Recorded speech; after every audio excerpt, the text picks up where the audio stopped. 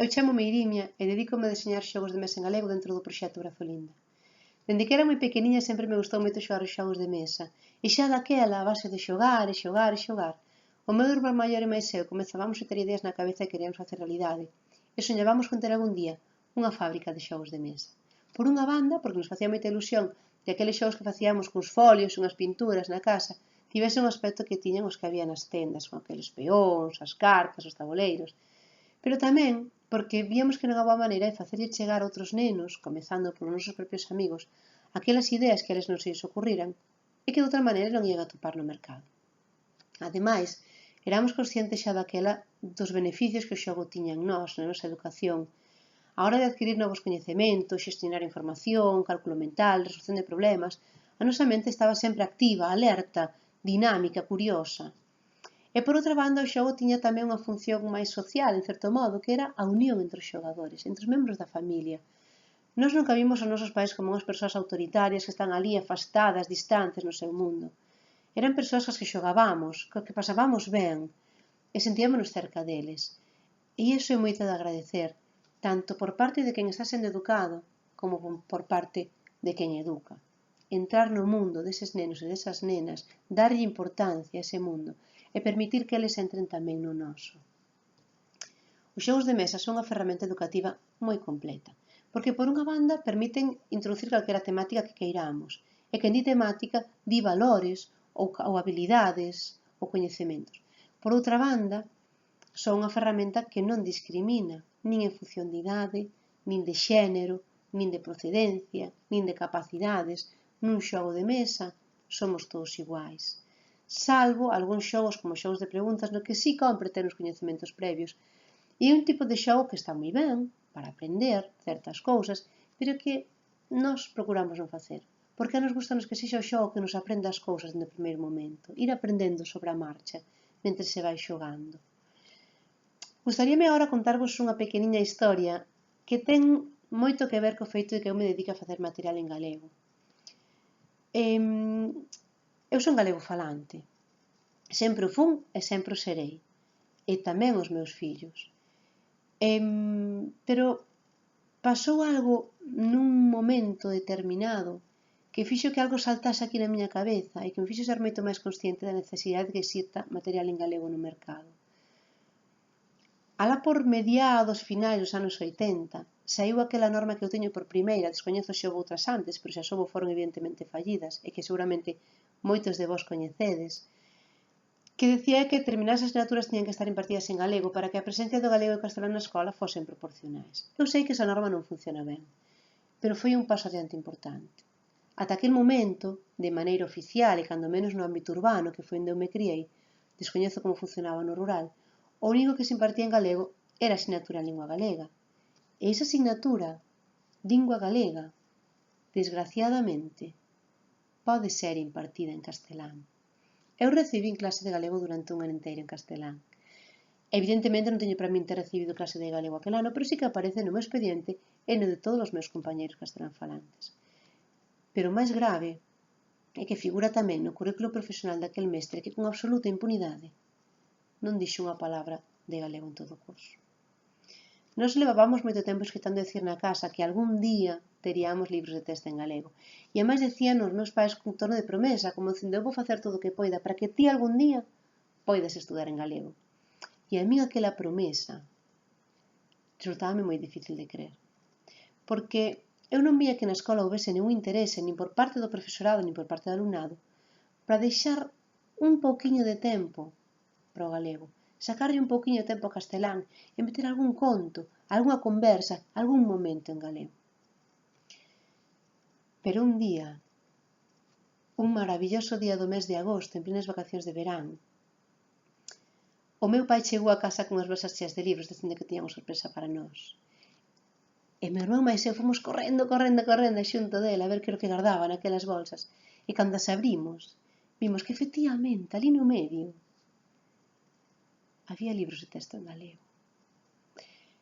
Foi tan grande a emoción que sentimos naquel momento, emoción que eu sinto agora mesmo, só de lembrar aquel momento.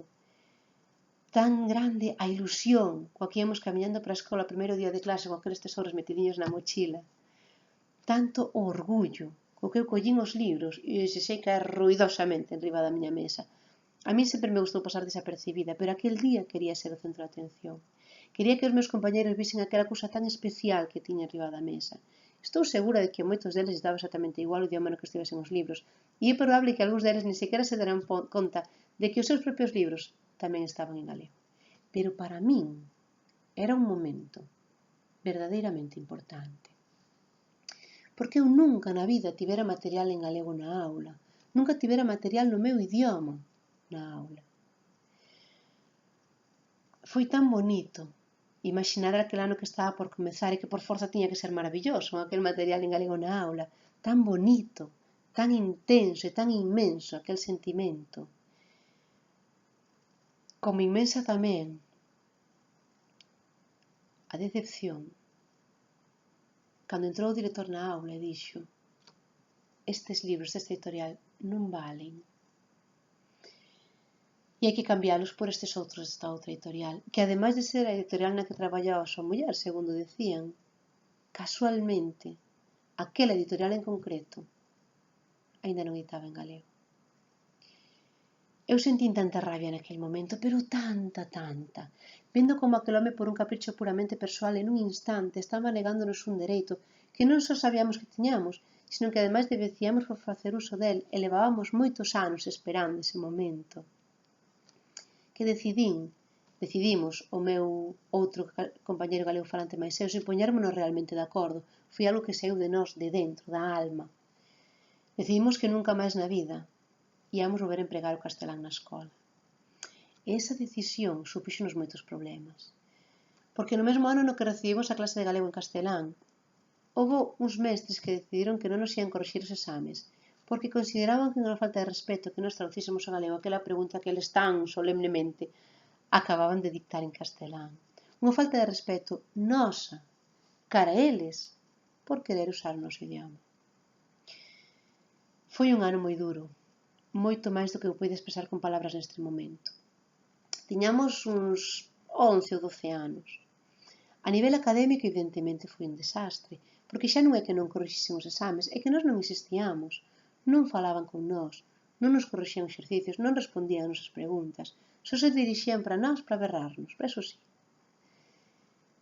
Ao final do curso, afortunadamente, non sen loitar e non sen sufrir, no mes de setembro, conseguimos que imperase o sentido común e superamos aquel curso académico.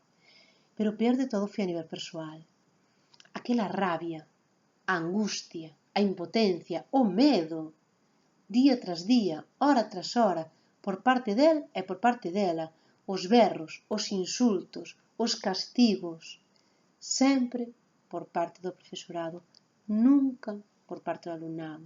Os nosos compañeiros e compañeiras debémoslles moito, porque co seu cariño e co da nosa familia fomos capaces de superar aquel ano tan difícil. E todo isto só por falar en galego na aula, nunha aula dunha escola pública. Porque por riba do dereito de cátedra está o dereito á infancia e a tantos outros que naquelas aulas estaban vulnerando. Cando poñemos a zona de xogo carón da zona de venda nas feiras, zona que moitos de vós seguramente coñecedes, poñémola para que xoguedes, para que pasedes ben, para que disfrutedes. E punto, sen máis. Pero cando vimos chegar as familias galegofalantes, aquel sentimento que eu tiven a primeira vez que vin os libros de texto en galego, que logo me foron roubados, pero que gardo para min como un tesouro, e esa lembranza ninguén me vai quitar. Ese mesmo sentimento é o que eu vexo no sorriso, na mirada, no sentir das familias galegofalantes que ven que cos xogos de Brazolinda poden seguir educando os seus fillos en galego, porque existe material no mercado para facelo. Nós non facemos xogos nin para galegofalantes nin para castelanfalantes, nin siquiera facemos xogos para pequenos ou para grandes. Facemos o xogo e poñémolo aí, para que cada quen o use como mellor lle caia, dunha maneira máis lúdica, educativa, terapéutica. Pero sí que somos conscientes, plenamente conscientes, de que as familias galegofalantes temos todo o dereito do mundo a ter material en galego ao noso alcance. Non é xusto que nós na casa aprendamos uns coñecementos, unhas normas de comportamento, un idioma, e que logo o que se aprende na casa non sirva fora. e é que xa que botar man doutros coñecementos, doutras normas ou doutro idioma. E por outra banda, as familias castelán falantes teñen unha necesidade imperiosa de ter material en galego ao seu alcance, porque, aínda que eso sexa a través dos xogos, da música, dos contos, do cine, damos a esas familias unha oportunidade maravillosa para practicar dunha maneira natural un idioma que tanto traballo os custa dominar e que de outra maneira non van practicar, porque esas familias, a diferencia das outras, non precisan cambiar de idioma para desenvolver a súa vida dunha maneira normal. E por iso, ali onde haxa alguén con necesidade de aprender, e preto outro alguén con ganas, con ilusión, con entusiasmo por ensinar, ali estarán os xogos de Berzolinda para intentar botar unha man. Porque estamos convencidos de que este proxecto que naceu en galego e que en galego se amosa ao mundo, aínda que é moi pequeniño, merece ter futuro, porque é realmente necesario. E como dicía meu avó, cando xogábamos as cartas, curiosamente, decía esta frase en castelán, eu creo que é a única frase que lle sentí decir en castelán en toda a miña vida. Cando xogábamos as cartas e faltaba só un punto para facer escoba, ele decía, por un punto se pierde unha media. Moitas grazas.